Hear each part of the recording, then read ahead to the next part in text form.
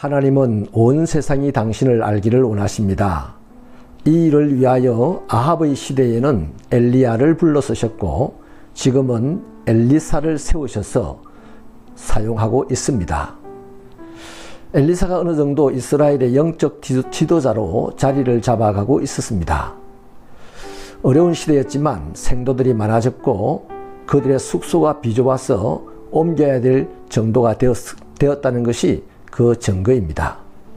하루는 선지자의 생도들이 엘리사를 찾아와서 숙소를 새로 지어야 되겠다라고 알립니다.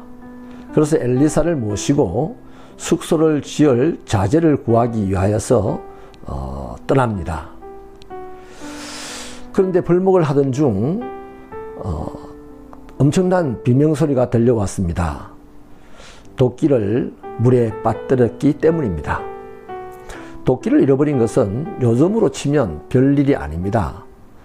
미안하다고 하면 될 만한 일이고 아니면 적당한 값을 물어 변상을 해주면 될 일입니다. 그러나 당시에는 쇠가 아주 귀하였습니다. 변상이 안 되면 그 도끼 하나 때문에 빌려온 자가 종으로 팔려갈 수도 있는 그런 상황이었습니다. 하나님의 일을 하려고 하다가 선지 생도들이 큰 어려움을 당하게 되었습니다. 그런데 엘리사가 나뭇가지를 주워서 던졌더니 쇠도끼가 물에서 떠올랐습니다. 객관적으로 보면 마술 같은 일이지만 당시의 위기의 상황에서는 큰 기적이었습니다. 한 가지 이야기가 더 있습니다.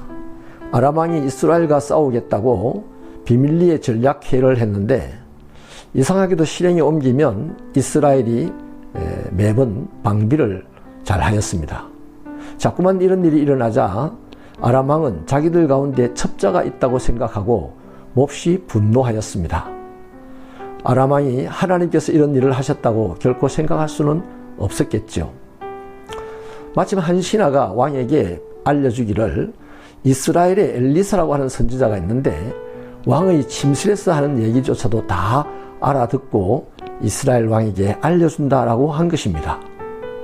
그래서 아람 왕은 엘리사를 체포하겠다고 도단까지 군사를 이끌고 오게 되었습니다.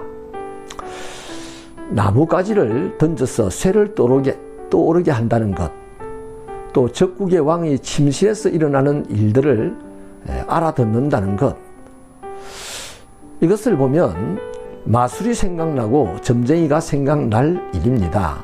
하지만 엘리사는 마술사가 아닙니다.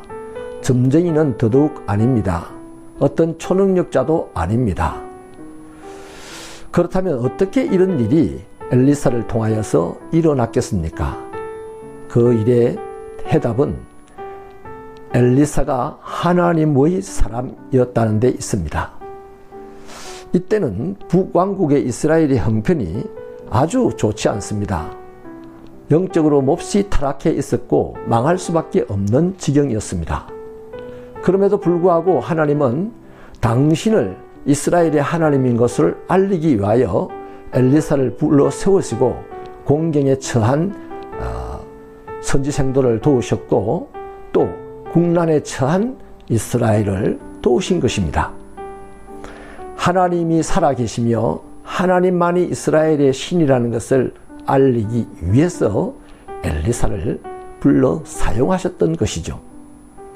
그래서 그것을 알고 이스라엘은 늦었지만 하나님에게 돌아오라는 그 은혜를 베푸시는 행위였습니다. 엘리사는 하나님이 베푸시는 그 은혜의 최전방에 배치되어 있다고 보면 되겠습니다. 다시 말씀드립니다. 엘리사는 마술사가 아닙니다. 점쟁이도 아닙니다.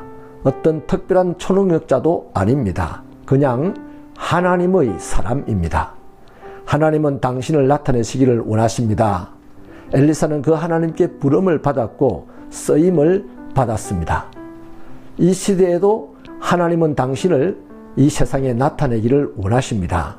이를 위하여 누군가를 부르십니다.